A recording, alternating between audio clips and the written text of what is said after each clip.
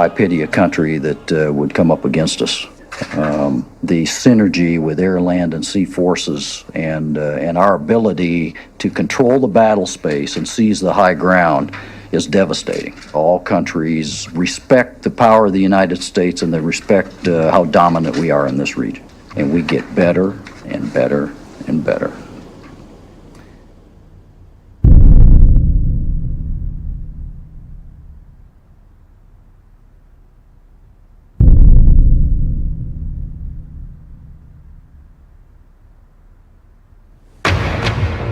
Tonight at 10, a rare glimpse of China's ambitious expansion in one of the world's most contested regions. We report from the South China Sea, where the Chinese are warning off anyone who comes too close to their building program. We continue our look this morning at what China does not want you to see. The United States says the superpower is reclaiming land in the South China Sea. The fact that we're dealing with a situation right now where the U.S., has to be much more aggressive in dealing with the Chinese government. CNN has learned that the U.S. Navy is about to send a destroyer there. Let's go to our CNN chief. CNN got exclusive access to classified U.S. surveillance flights over the islands. The threat of China is becoming big news. The media is beating the drums of war as the world is being primed to regard China as a new enemy. China's alarming creation of entirely new territory in the South China Sea is one part of a broader military push that some fear is to challenge U.S. dominance in the region. China is building airstrips in the South China Sea on disputed islands condemned by an international tribunal.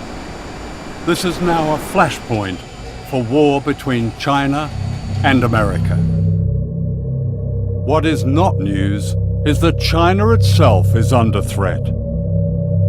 These American bases form a giant noose encircling China with missiles, bombers, warships, all the way from Australia through the Pacific to Asia and beyond.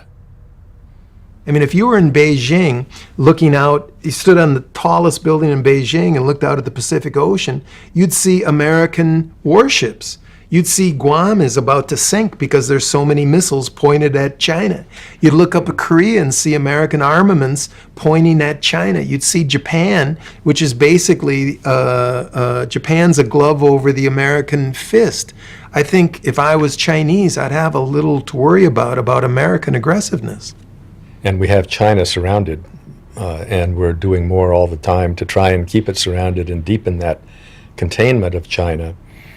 But China presents a fascinating case of a country that is independent, doesn't have foreign bases on its territory, growing very rapidly, not as rapidly now as it did for 30 years, but still the second-ranking economy in the world. We have an adversary.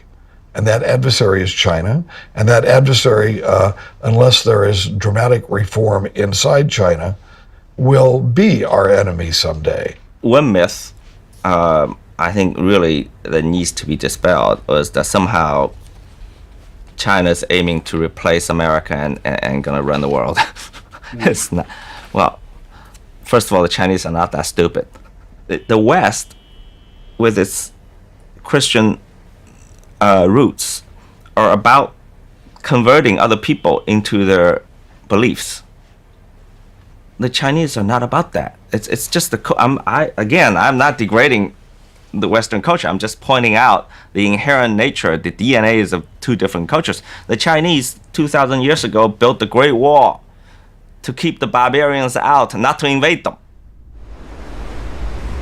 As the world's economic power moves rapidly to Asia, the response of the United States is to deploy the majority of its naval forces to Asia and the Pacific. This massive military buildup is known in Washington as the pivot to Asia. The target is China. The great power game in the 21st century is called perpetual war. For America's unchallenged arms industry, the annual prize is huge profits from almost $600 billion of military spending. Once an imaginary weapon on Star Wars, the electromagnetic gun is now reality. You're sitting there thinking about these next generation and futuristic ideas, and we've got scientists who have designed these, and it's coming to life. And the smartest weapons need enemies. As a Pacific nation, the United States will play a larger and long-term role in shaping this region and its future. I have directed my national security team to make our presence and mission in the Asia-Pacific a top priority. In one sense, is the US already at war with China? Yes, on the ground and in the air. The winner of the Nobel Peace Prize, President Barack Obama, has committed to trillions of dollars to our nuclear arsenal. He's committing trillions of future dollars to war in space. And we need an enemy for all this money, and China's the perfect enemy.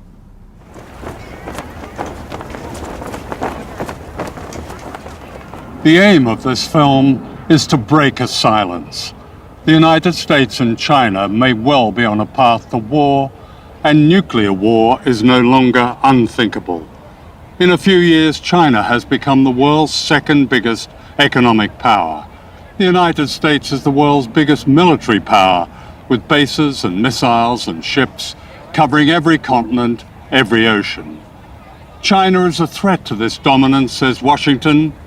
But who is the threat? This film is about shifting power and great danger.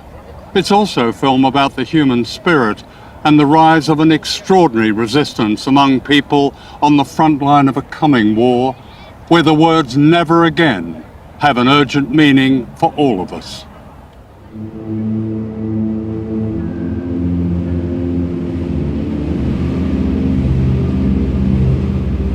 This is Bikini, the rim of an ancient underwater volcano in the Marshall Islands.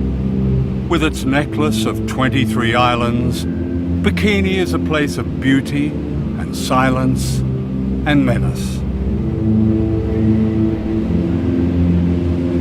Look closely where the Emerald Lagoon suddenly falls into a vast black hole. This is the crater of one of the greatest man-made explosions, the hydrogen bomb they call Bravo. It vaporized an entire island and poisoned almost everything and everyone. As our plane flew low, we seemed to touch its deathly void.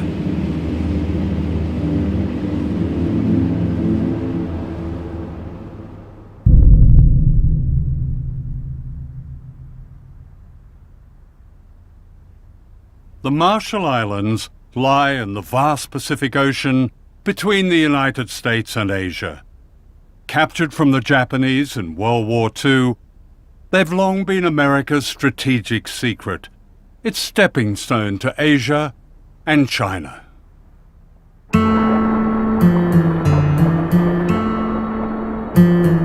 People here sustain themselves for thousands of years with abundant fish, breadfruit, and coconuts. They were skilled navigators who sail by the stars. Westerners might call this paradise. Ingat tayo di kualke, naman anteri, cuman kan lang olip kay. Medang iyan namin nga naya to kanan namin. Mga to kay na kanay. Paruwa na menang kilabero or. All that changed in 1946 when the United States took over the Marshall Islands as a trust territory, with an obligation to protect the health and well-being of the people. A nightmare began. The islands were turned into a laboratory for the testing of nuclear weapons and the people into guinea pigs. Crossroads, scene 24, take 2.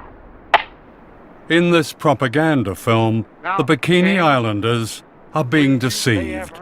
Unknown to them, plans were already underway to destroy their paradise forever. will you ask King Judah that the United States government now wants to attempt to turn this great destructive force into something good for mankind, and that these experiments here at Bikini are the first step in that direction?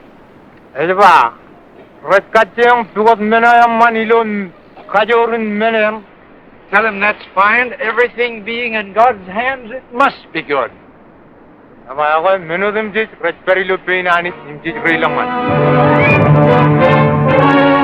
87 ships take positions 3 miles off Bikini to suffer the shattering impact of the 5th atomic bomb. Here will be An armada of warships was assembled in Bikini Lagoon in order to blow them to bits.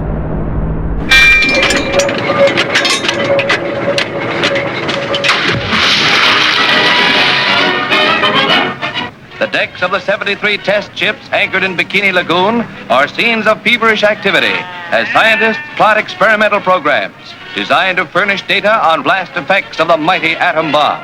Animals of many Animals were strapped to their decks like a perverse Noah's Ark. The experiment was to see how they died, how they burned. Special ointments are applied to determine their protective qualities. Other parts of the exposed areas being left bare to the atom blast. 3, 2, 1.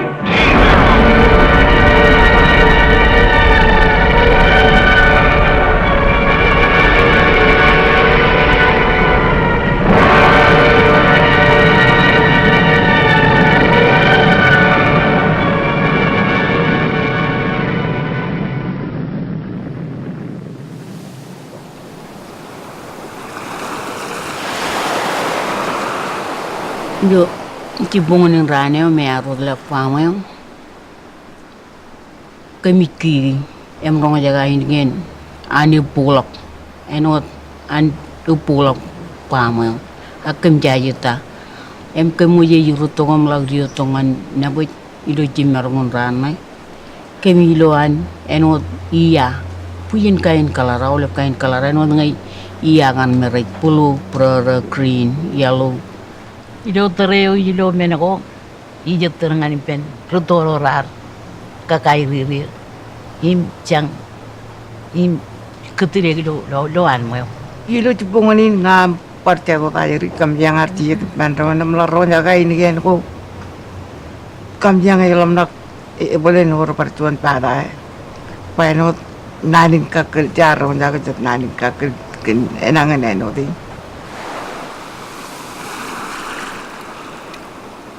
Being on Bikini today is disturbing ghosts. I struggle through the jungle to the bunker where they pressed the button at 6:45 on the morning of the H-bomb test. Now claimed by the undergrowth, it's like a subterranean temple to modern times. They drank milk-made powdered milk, smoked Lucky Strike cigarettes, and later this sign was erected that's beyond irony. It says, "Please leave this property as you find it. Thank you for your kindness and understanding."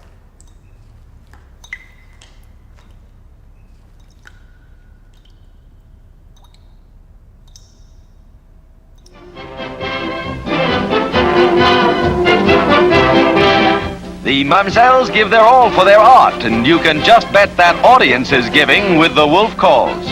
The Bikini, named after the atomic explosion in the Pacific.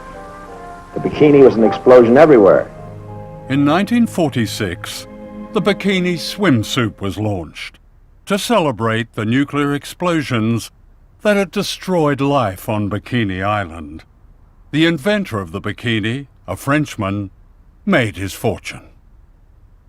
Today, a bikini body is promoted in magazines as an object of desire and good health.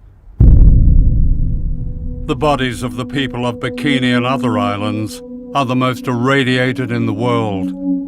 All these women have had thyroid cancer. Iwa kami ang alam tudo ilo ay wilalayo. Emlalo puyinan mengo poda go wandel dak yenga lela ping pobo kemeng tu ja pobo poda ba ngai jo para em pobo mde don dor ngai bara lagi libeng elin cetrana kala karbo dalak elangar mi jerar tem dak rar tairia ilu pongone ajuri rorar dari yang menlang tereu elang rar panai. Today, bikini is unfit for human life. Radiation poisons the food and water. Our shoes registered unsafe on a Geiger counter.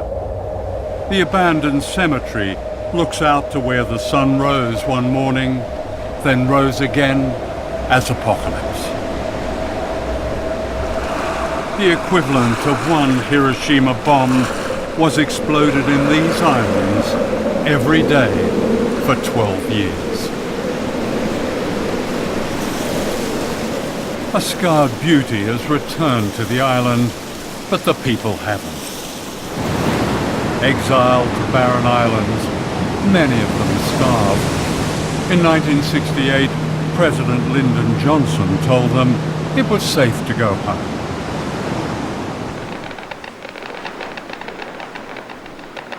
But it wasn't safe, and the US authorities knew it wasn't safe. Ijalaga minin priamar garar kamana nga chep accident aglukun molin garar rar do godin kokuri ijin ya enigan enim im inkiye unair dogum eno program bana ido kan garana kaga yo chongan an cherwal payini pem aga garja accident manne. What happened as a result of the Bravo test was that a cover-up was launched very shortly after March 1. I mean, there's such a history of wrong information, outright lies, deception. There was no attempt to take the most conservative approach and make sure that everybody was okay.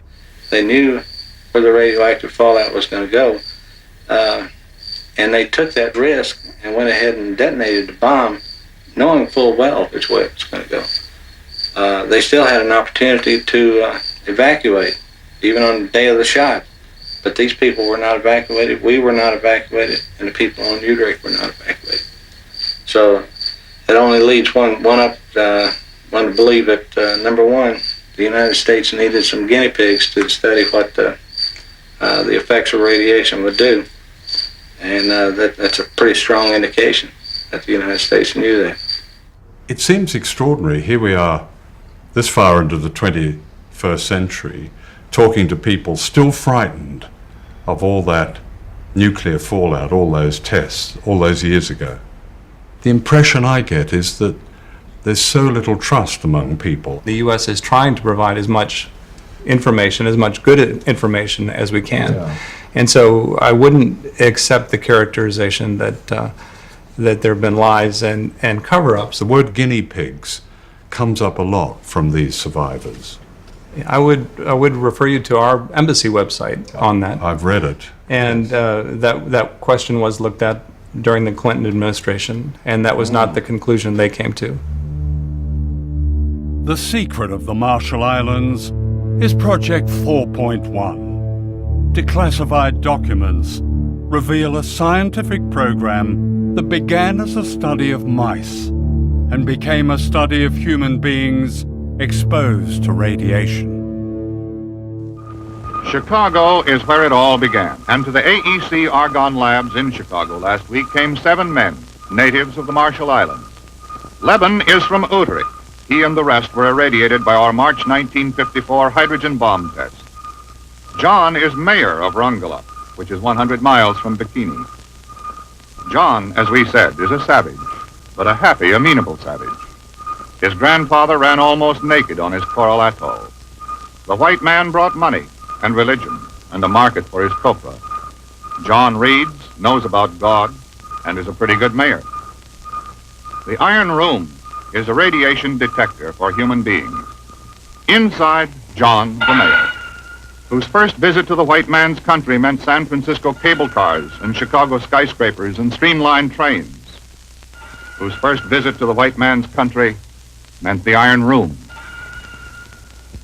A savage governs his life by ritual, and he understands this because he thinks of it as a new ritual, sitting alone inside the room. Outside, a strange kind of priest in a long white coat. When the ritual of the Iron Room was over for John, it began for the others. As each finished, he was told it was over, and he was given apples and other good things to eat. Then he took off the ritual clothing, and the 7 men put on the suits and topcoats they had been lent in Hawaii, which they would return in Hawaii on their way back in the Marshall Islands, in the middle of the Pacific Ocean.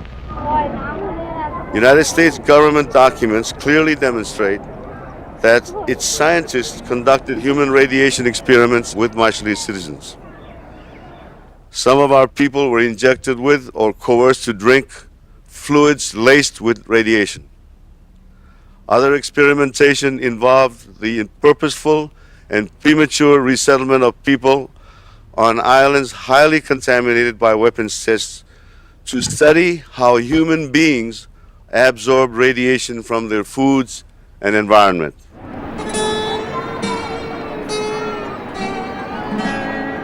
These people are guinea pigs. They are part of the experiment Project 4.1. They're being returned to Rongelap, an island 100 miles from Bikini, by the US Navy. They were told repeatedly it was safe to go home.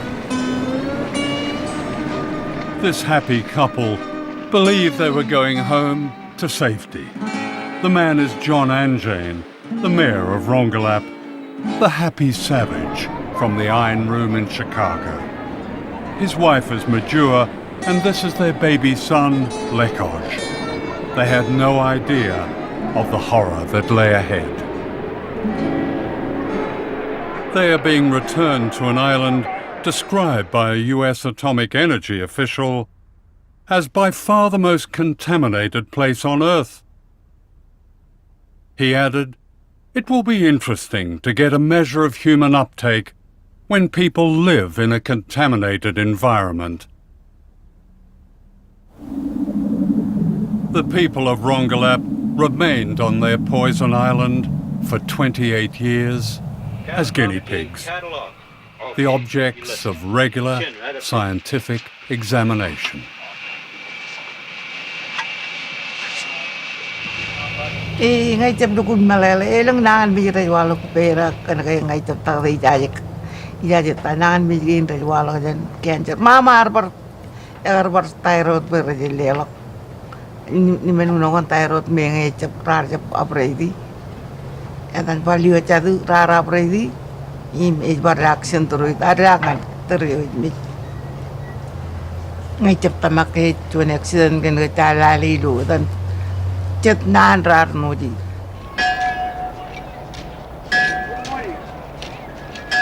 islanders pleaded with the US authorities to move them to safety as evidence emerged that the second generation, the children, were also poisoned.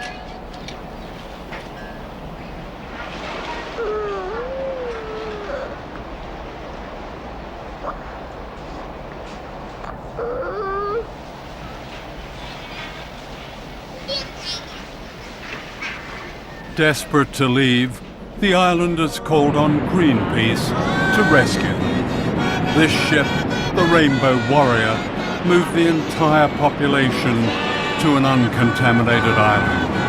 They called it Operation Exodus.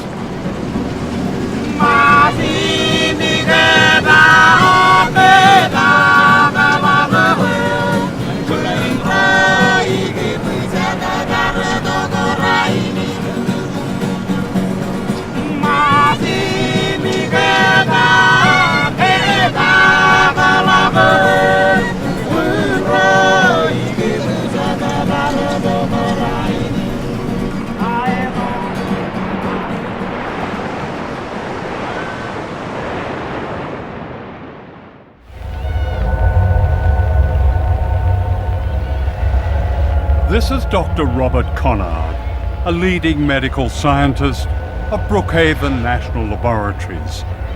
Conard devoted his distinguished career to examining the islanders.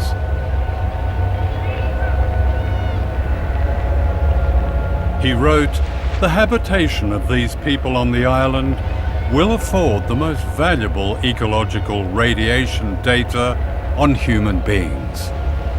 The various radioisotopes present can be traced from the soil to the food chain and into human beings."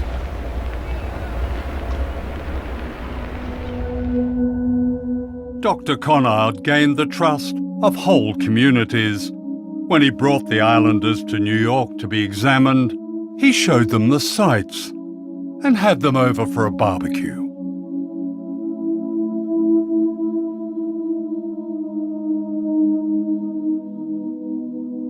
When John Anjane's son Lekoj died, aged 18, Dr. Conard sent the man they called a savage a sympathy card from your friend, Bob. In 1957, Majua Anjane was the smiling young woman seen here on her way back to Rongelap, unaware of the danger she and her family faced. This is Majua 28 years later, grieving the death of her son Lekoj from radiation poisoning.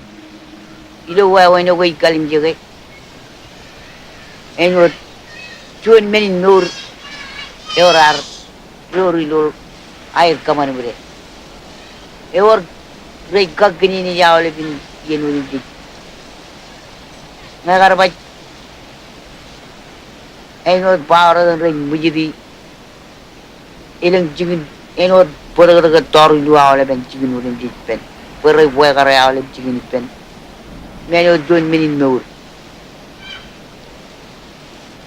Imilo terrain itu agar kalim jawa wenai jarbale arjuan menuirun eroipa kenge ila kalim jawa wenai jarbale inun mini nur pacik jalok wewin ewe yangin meno ala bagalam nakaga oleh ben minurin dit kun rigalle we rar ko kuralar ngundi im mujudi wayare kakini ni jidu why when I tell the many nur budget. And when many Galamaloyan Gaga or Lebran.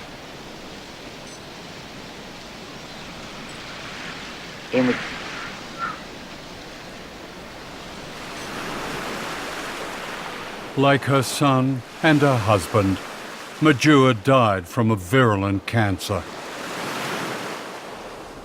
I don't see any great clinics that have been established by, if not the Department of Energy, certainly not by the US government.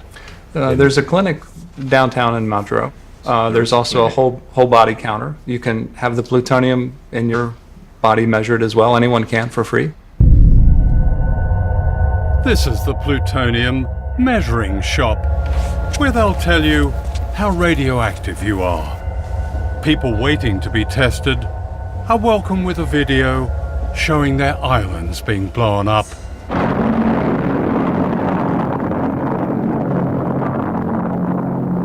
And this reassuring commentary. Yahweh Kong Aulip, Etaim Bill Jackson, Program Manager of the Department of Energy, DOE Marshall Islands Program.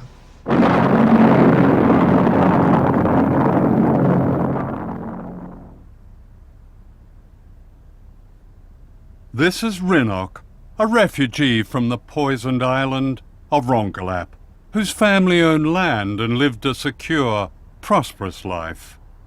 Now she lives in a shack in the capital, Majuro, with her children and grandchildren. She has no water, no sanitation.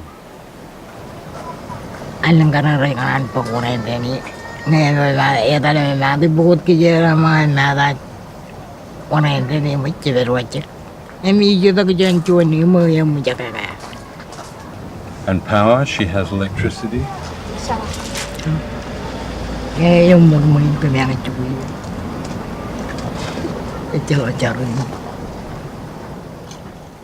In 1986, the United States granted limited independence to the Marshall Islanders on condition that they accepted a mere $150 million compensation for the damage caused by nuclear testing. A claims tribunal was set up and soon ran out of money. An appeal to the US Congress more than a decade ago still awaits a reply. Ilagay pag icap kariri ngaray menen merong paglalan na yun nakalabay kadoray rang na ipar uyaki ang mga.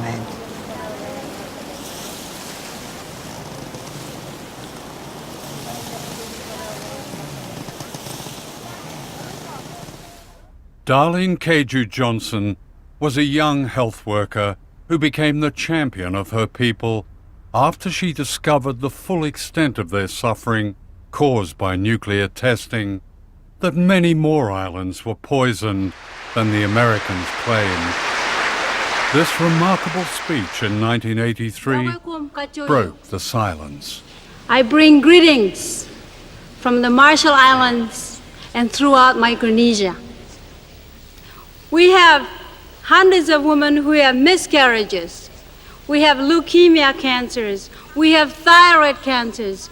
We have stillbirth babies. We have nowadays, I just gone back from home, and I have talked to many women and men in the population, is that we have babies we call jellyfish babies. A baby is born on a labor table, and it moves up and down like this.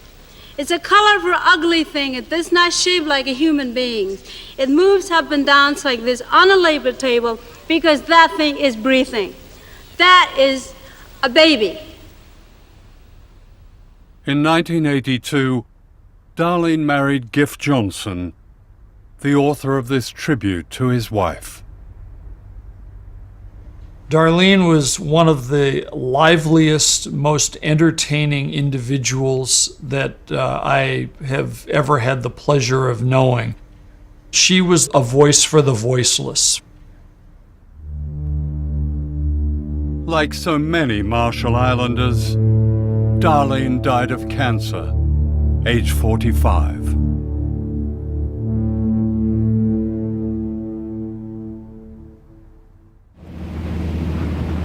This is the largest of the islands, Kwajalein, occupied by one of America's most important and secretive bases. Known as the Ronald Reagan Test Site, it's a missile launch pad that commands the Pacific Ocean all the way to Asia and China.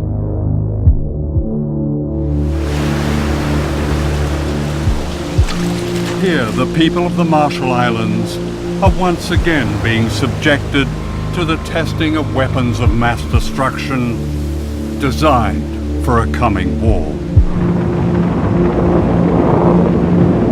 The base is part of a remarkable plan known as Vision 2020.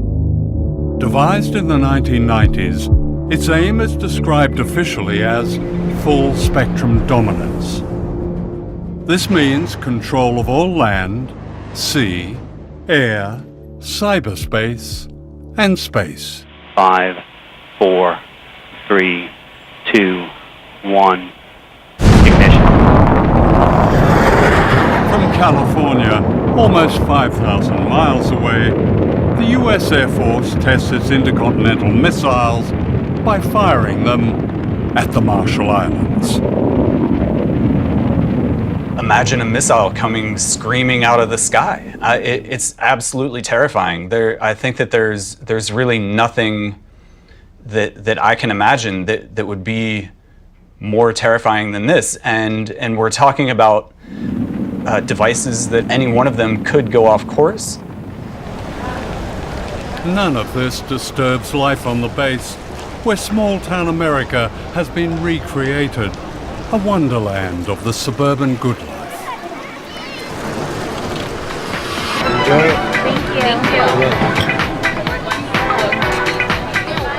Fabulous. But there's nothing better than living on a tropical island. I pretty much have beachfront property, you know? It's great. I love it here.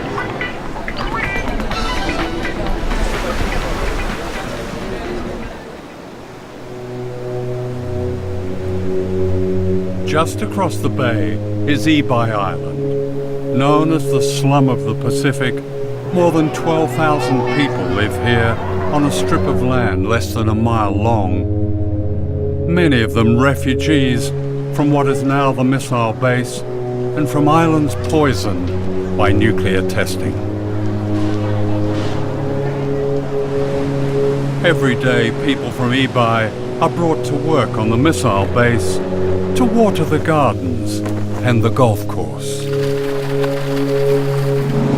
Then they are ferried back to their poverty. This is apartheid in the Pacific.